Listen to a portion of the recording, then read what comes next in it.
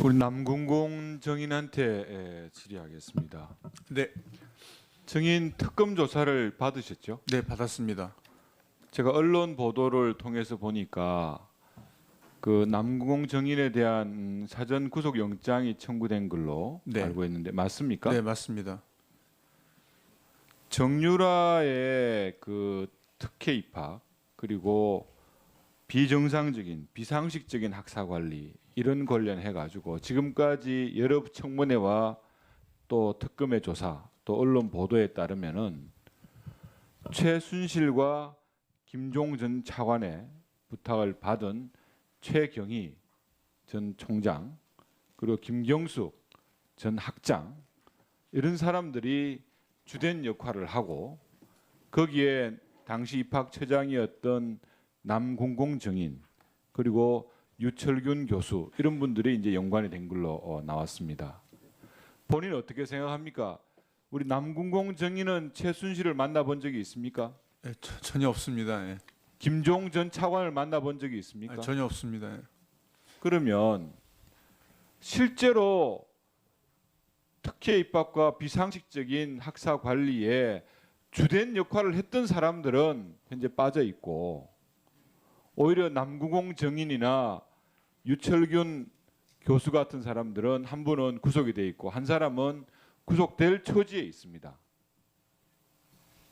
어떻습니까? 네, 그래서 제가 오늘 어려운 상황인데도 직접 나오게 됐습니다. 왜냐하면 그럼 나오셔가지고 네, 내가 이걸 주도한 것이 아니고 네, 나는 정유라를 잘 좀 챙겨주라는 김경숙 전 학장 또 정유라를 좀 뽑아라는 김경희 전 총장 이런 사람들의 지시가 있었고 그 내용을 듣고 내가 입학 당시에 면접관인 교수들한테 이렇게 전달했다.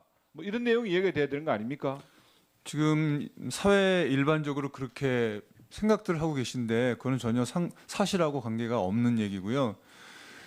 반복해서 얘기하지만 제가 그때 입학처장을 된 지 2달밖에 안 된 상태고 또 입학처장이라는 게 일반 국민들은 뭔가 입학처장 혼자 마음 먹으면 학생들 마음대로 뽑을 수 있을 것 같지만 그렇지 않고 입학처장이라는 것은 봉사직이라 2년마다 교대로 하는 겁니다. 그래서 입학에 관한 모든 19개 전형을 관리하는 측면에서만 기능하기 때문에 이걸 조직적으로 뭐 이렇게 하기는 어려운 상황입니다. 알겠습니다. 네네.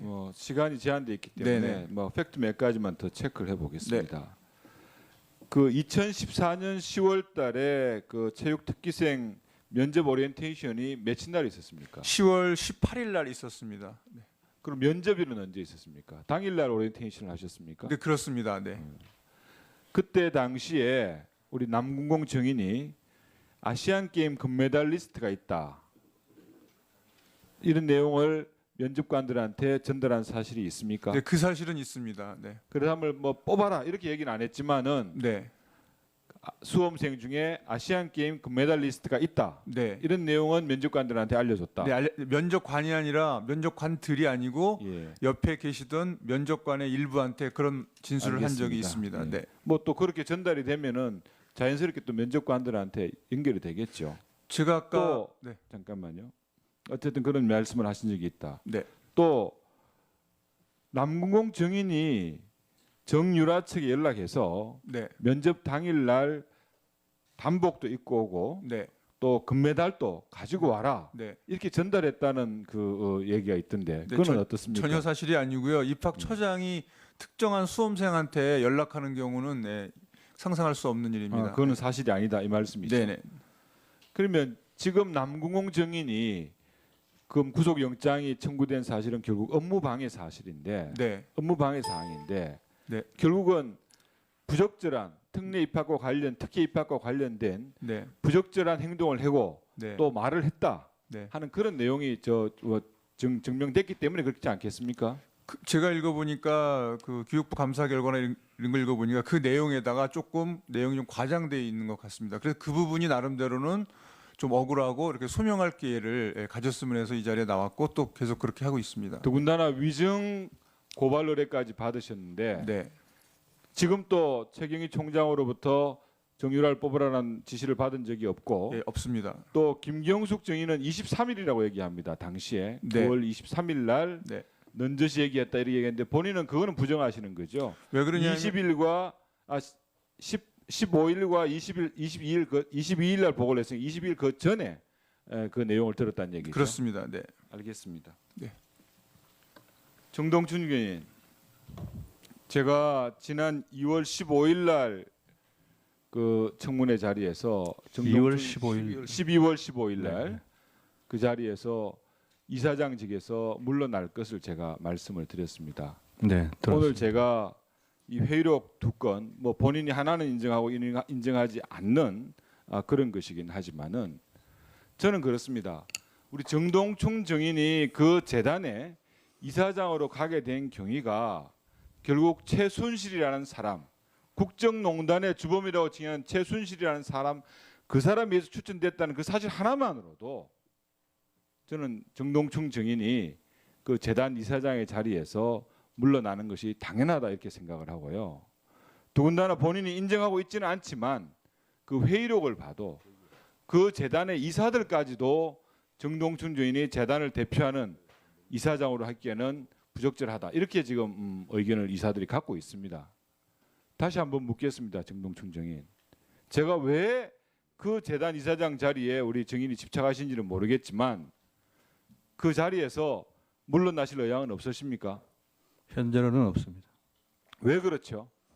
저는 하던 사업을 그 이사장 자리를 직을 제안을 받고 하던 사업을 접을 거냐 말 거냐를 심각하게 고민을 했습니다. 그런데 이제 그것까지 아시죠? 재단 법인의 지금, 이 재단의 사업 목적을 보니 사업을 접고 가도 될 만한 그런 어떤 내용이어서 저는 그렇게 결정을 했기 때문에 그렇습니다.